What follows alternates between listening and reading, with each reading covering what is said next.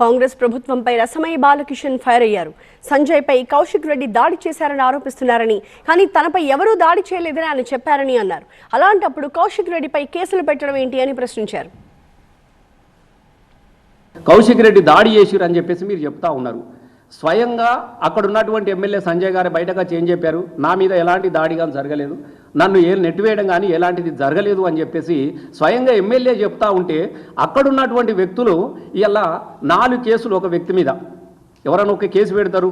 అసలు కేసు పెట్టాల్సిన అవసరం లేదు. ఆయన ఒక ప్రజల చేత ఎన్నుకోబడ్డటువంటి మెంబర్ ఆఫ్ లెజిస్లేటివ్ అసెంబ్లీ సభ్యుడు, ఆయనే బరాబర్ అడుగుతాడు. ఆయనే అసలు ఆయన మీద కేసు పెట్టే అధికారమే మీకు లేదు.